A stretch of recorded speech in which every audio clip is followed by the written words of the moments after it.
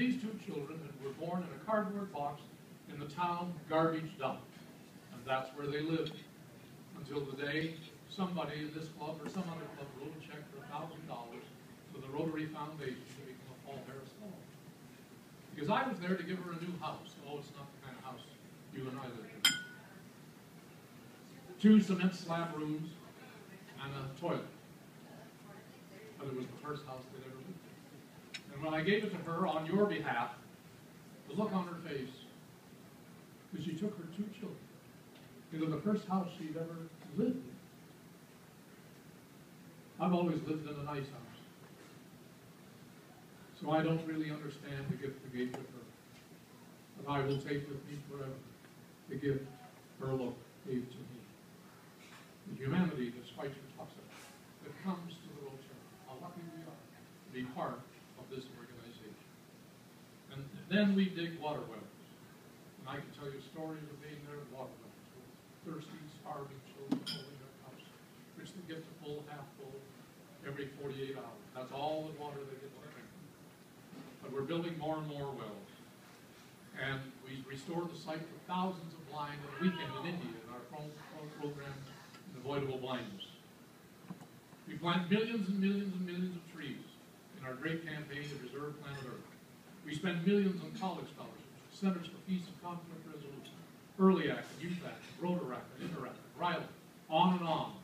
All the money that we spend, which fights one person by one person, the idea of global terror in our time. Today, and I don't know how many clubs I've addressed their 75th anniversary over the years. I think of the men who started this club 75 years ago. As your president was mentioning the beginning, the first president, I thought, I know he's here today. Those people are very proud of what this club has become. Everybody I talk to talks in glowing terms about the Rotary Club of Roseville. And I'm honored to be here in the company of the district governor nominee designate who comes from this club. This is a club of grand tradition in the spirit and the work of Rotary. But always and inevitably, as I learned that many years ago when I first met that Roman, and then many years later, as I listened to the words of Albert Schweitzer and others talk about Rotary's work in the world, I've come to realize that I'm the one who benefits the most. And so it was, not so long ago. A dear friend of mine, like Fred, a past district governor in Orange County, asked me if I would come down and speak to his club Thursday at noon in Orange County. And I flew down to John Wayne Airport. This is a man who, like most Rotarians, is a successful business person. Drives a big black Mercedes, has a beautiful home there in Orange, lovely wife, 2 or 3 lovely daughters. But I got into his car, and I could tell the moment I got in that he was somber, that he was not his usual self. And I said, "What's the matter with you?" And he said, "My wife and I had a somber experience this morning, Rick, with our daughter and her husband. We went to the children's wing of the hospital here, and we brought home our very first grandchild." And I said, "Well, that's wonderful. That's a red letter day in anybody's life. First grandchild, first child." He said, "Well, it was wonderful because she was born 10 days ago on a Sunday. And the doctors told us it was doubtful that she would live." He said, "I don't understand the complications, but there were a lot of them. They wouldn't even let us see her for a week. My daughter, the child's mother, was in tears the whole week. Her young husband, in his early 20s, hardly had to know what to do. My wife," he said, "was not much better. He said, last week was not a happy time at my house. But last Sunday, just 3 or 4 days before I had arrived, they got a call and they said, you can come now. We've elevated her to 50-50. So if you'd like to come and see your daughter and your granddaughter for just a few moments, you may come today."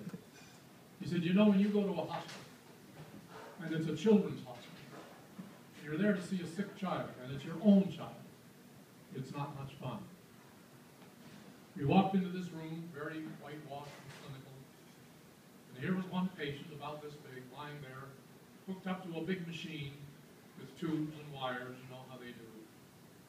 And Carol and I put our arms around each other and we wept. And we prayed. I looked at this little baby girl, and I wanted to will her to life. And he said, I felt so helpless. And then I got the shock of my life. Because there in the corner of the machine was the rotary wheel. And underneath it, there was a little plaque. And it said, this machine was donated by the Rotary Club of Orange. My club, he said. My mind raced back 3 years earlier when the president of the club stood up and said, the children's wing of the hospital needs a new machine. It's not cheap. It's going to cost $1 million. And they need our help. But we are Rotarians. We're used to success in our personal and business lives, and I think we can do it. And he said, you know, Rick, I've been in Rotary 30 years. So I said, I thought I should set an example. I'm a past district governor. So I wrote a check. Because you know, Rick, Rotary's always asking for a little of our money. And then I sold beer and hot dogs at the club fundraiser at the county fair. Because you know, Rick, Rotary's always asking for a little of our time. And he said, I forgot all about it. 30 years in Rotary.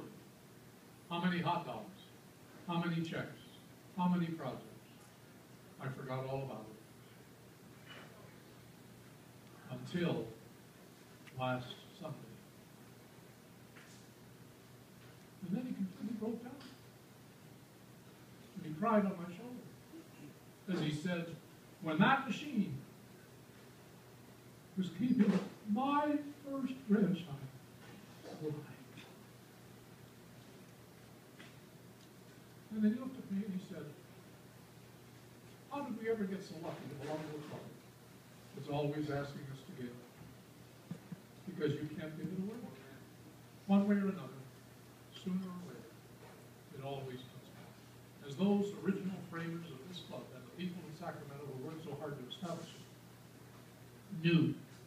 Today, John Mason joins a club that's part of over 34,000 clubs in 213 countries and geographical regions around the world. The most powerful, the most prestigious, the most wealthy, the most service-minded organization the globe has ever known. This is the organization to which any of us is welcome at any one of those clubs all over the world. And I've been to many. But I can't remember a day where I've enjoyed coming. And this is a whole day where I can't sue anyone. So I had to where I haven't enjoyed more coming to the 75th anniversary of that time. Governor's Lemon, those were wonderful remarks. And I'm delighted to be with Don Vestigo, an old dear friend with whom I worked professionally, president of the Sacramento Club, my wonderful dear friend Chris of many, many years, Fred Croy and Judy, other dear friends. I congratulate this club on having a governor coming from this club again. It's a distinguished club. Happy anniversary on your 75th anniversary, and thank you for making me part of it. Let me close with the words of a predecessor of mine, a past international president of Rotary International. He was a quiet theologian from Salt Lake City. His name was Richard L. Evans. For some 4 decades, he spoke the spoken word with the Tabernacle Choir broadcast on CBS Radio. In 1966 and 1967, Richard Evans was our international president. And at our convention that year in the south of France in Nice, he took the podium and addressed the Rotarians of the world with these salient words. It sometimes seems that we live as if we wondered when life was going to begin. It isn't always clear just what we're waiting for. But some of us sometimes persist so long in persist in waiting so long that life slips by, finding us still waiting for something that has been going on all the time. There is no reason to doubt good intentions, but when in the world are we going to begin to live as if we understood that this is it? This is our life. This is our time. This is our day, our generation, our one chance to do something for somebody else. This is the life in which the work of this life is to be done. This is it. Whether we are thrilled or disappointed, busy or bored, givers or takers, this is life. It's all we've got, and it's passing. What in the world are we waiting for? On behalf of the president of Rotary International and all of us who love the organization, warm and happy congratulations on 75 years. And here's to the next 75 years. God bless you.